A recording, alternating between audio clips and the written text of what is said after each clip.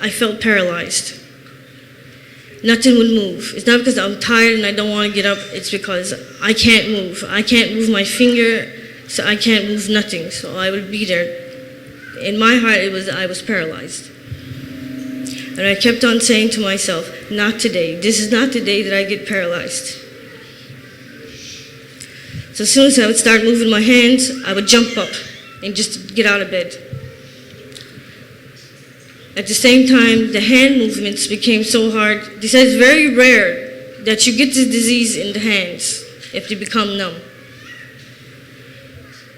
I noticed in my hands I couldn't start to open them or close them, but I'm still fighting. I'm still trying to get the girls ready, trying to do whatever I have to do for them. At the same time, I can't open the baby's bottle. Simple things to do is open the baby's bottle and put milk in there. I can't do it.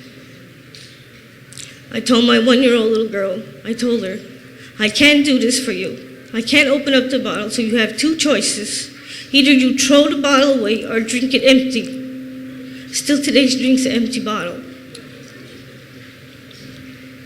I noticed a lot of activities. There is no more activities, Pastor. Life is, as we know it, in 5 years became pure misery. I can't describe it. It's the most ugliest thing you can go through. At the same time, the disease gives you severe depression. I'm not saying I'm a happy person all the time, but depressed not like this. You don't want to see nobody, you don't want to go nowhere, you don't want to do nothing. You don't care what happens to anybody. Also it was getting so bad I couldn't take care of my girls. I had to change the whole routine of the day. I couldn't even brush their hair. I couldn't brush my hair, so you gotta imagine how pretty I looked walking into my house. I maintain a house, I maintain the children and cooking food. Thank you, Jesus. He kept on pushing me through. At the same time, I never told George about this. I just kept this to myself. I'm not gonna claim this, and I'm not gonna go in no cold wheelchair. That's what I always thought about. But at the same time, there's no movement. I'm walking like a 9-year-old woman. Also, 5 years I've been applying for disability. I'm going to say this. They kept on denying me on this. So I called to the supervisor and I told her, where is my benefits? Do you understand? I need my benefits. And there's a special paper they're supposed to send me, because the doctor did tell me, when the time comes, you need power and attorney to see where do you want to go. Now, I don't know what power and attorney meant at the moment, at that time. It means where do you want to go, what facility, what hospital. You have 3 choices: a nursing home, hospital facility, or home care. Not much of an option. I told him, whatever you do, just don't let me be at home. I don't want my girls to see me paralyzed in front of a 2-year-old and a 5-year-old. I don't want that to happen. So I told him, you do what you have to do, just long as don't leave me at home. Okay. As I kept on noticing at this time, things has gotten worse, Pastor. I can't sit down too long. I can't stand up too long. Their shoulders, I feel like hunchbacked at all times. I know the pressure points is damaged. I know there's no cure. I know there's no special doctor. There's no special pill. I'm living with it. But I was always strong. I never showed nobody that side of me. One night I started to cry myself to sleep. I waited till the kids went to bed and I started crying. God forgive me. I said, God, why are you doing this to me? Why am I suffering and I didn't do anything?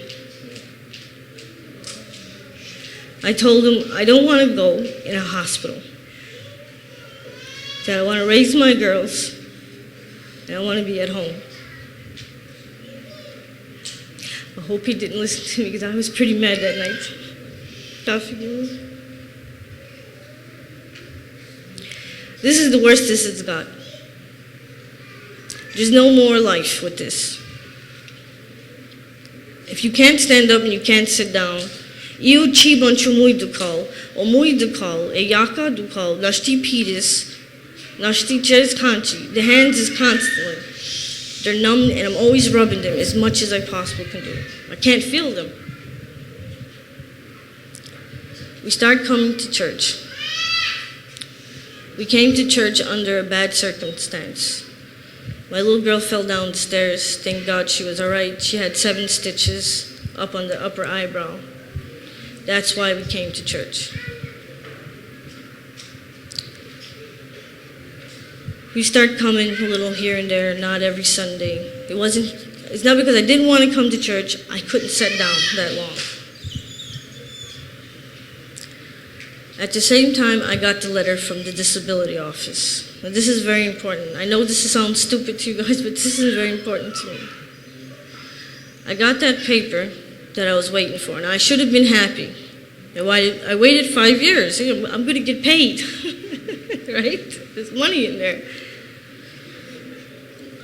I said to myself, as soon as I go home, I'm going to sign those papers around coffee time and send them out. Now we're on our way home. The kids are asleep in the back of the truck. George is driving. For the first time, I heard God speak to me. He told me, stop and don't claim this disease. I got scared. I put that little piece of paper back in the purse. Still today, I never signed it. I knew at that moment God had a better plan. He must have heard my prayer that night when I was mad. I start coming to church. It's so hard for me. I can't pick my hands up to pray. The hands are shaking. I can't sit down. I can't see too good. The light is hurting the eyes where it's throwing off headaches, migraines. The music is hurting my ears. I don't mean anything. Because of your guys' CD, Mountains Bow Down, that's why I came to church. God bless you for that CD.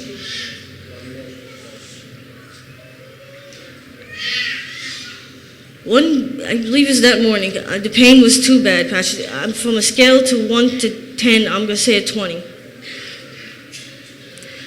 I was thinking to myself, as the time is coming, I know it's coming. I want to go put myself in a hospital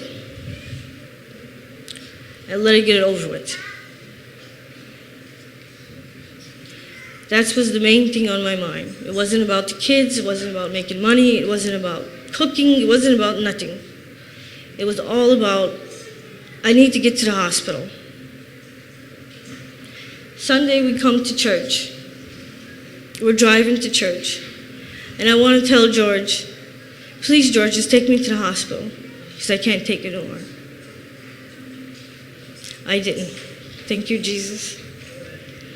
I come to church that night. Church felt very different for me. It was beautiful. The pastor had 3 of those prayer lines. I don't remember